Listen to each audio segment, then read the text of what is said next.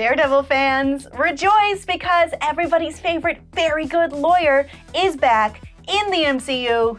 Or maybe he never left to begin with. Whatever. For now, he's finally headed to Disney Plus along with Jessica Jones, Luke Cage, Iron Fist, and our most R-rated pal, the Punisher.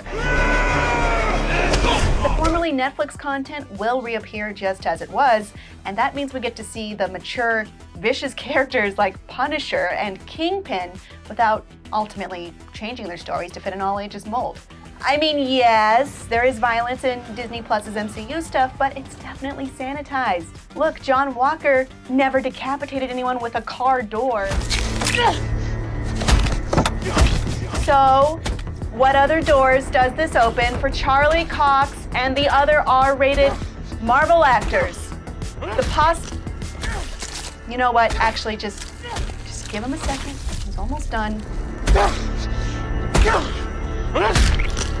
Anyway, removing the PG-13 bar can be a great thing for not just past content like Logan and Deadpool 1 and 2, which were initially not added to the platform, but creates more opportunities for the future of harder-edged Marvel characters like Blade and members of the Hulkverse. The Phase 4 doors wide open for Matt Murdock after appearing as Peter's surprisingly agile lawyer in Spider-Man No Way Home. Given the comics version of Daredevil's history and connections, there are actually a lot of different ways for the character to reappear in a way that's true to his tone and his story.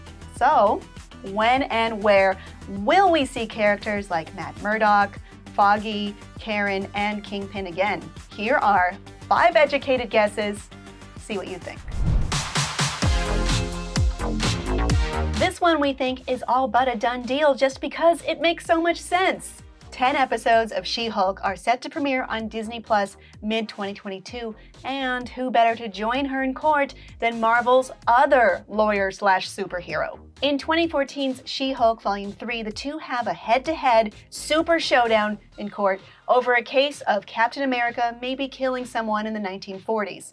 She-Hulk defends Cap, despite him absolutely not making it easy for her, and wins, for the record, potentially settling the question you are dying to know of who is the best superpowered attorney. While either Steve Cap or Sam Cap would be unlikely plaintiffs due to the current MCU state, there are plenty of heroes who could be tried in court instead. You tell me Ant-Man or any of the Guardians of the Galaxy aren't accused of a crime at any given moment. I got fired. Damn, they find out who you are? Yeah. Baskin-Robbins always finds out, bro. You know what I have to do.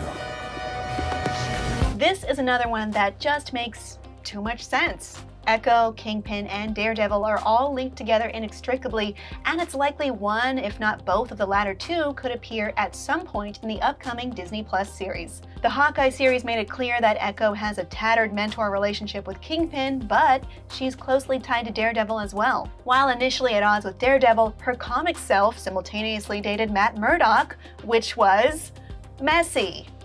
While neither a Daredevil nor Kingpin cameo is officially confirmed, Echo has writer Dara Resnick on staff, who also wrote 2 episodes of Daredevil Season 3, notably the episode Upstairs Downstairs, which focused on the character Bullseye.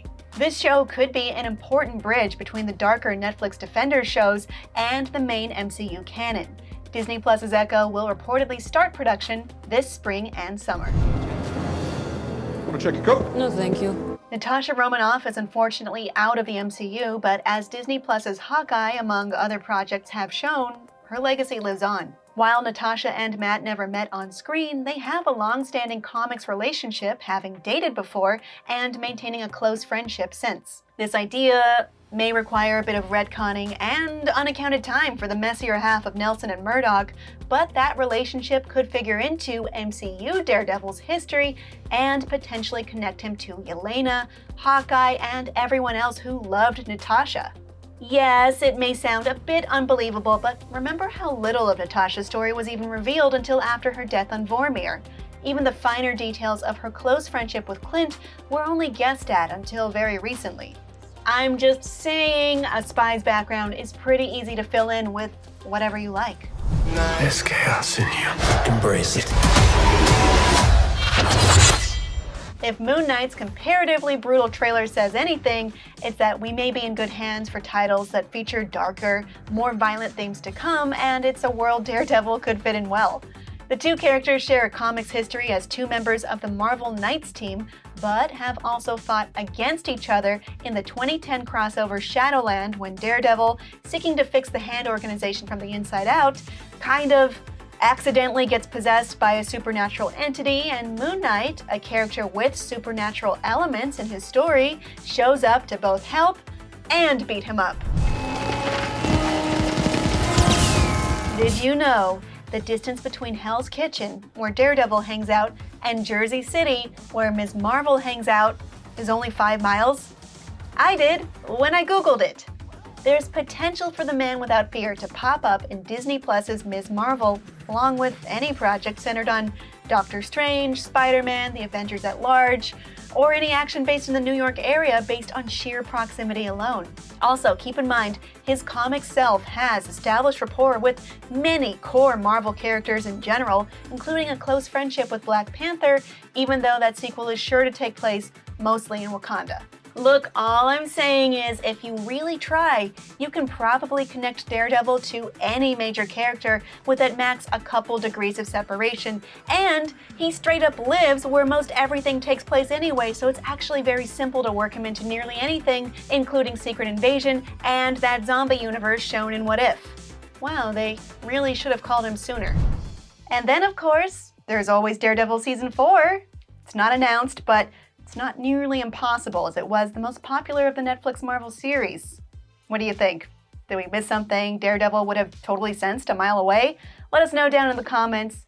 Thanks for watching, fellow fans, and for more Marvel, check out the incredible MCU That Time Forgot. And don't forget to follow and subscribe to IGN wherever you like to watch. Ugh!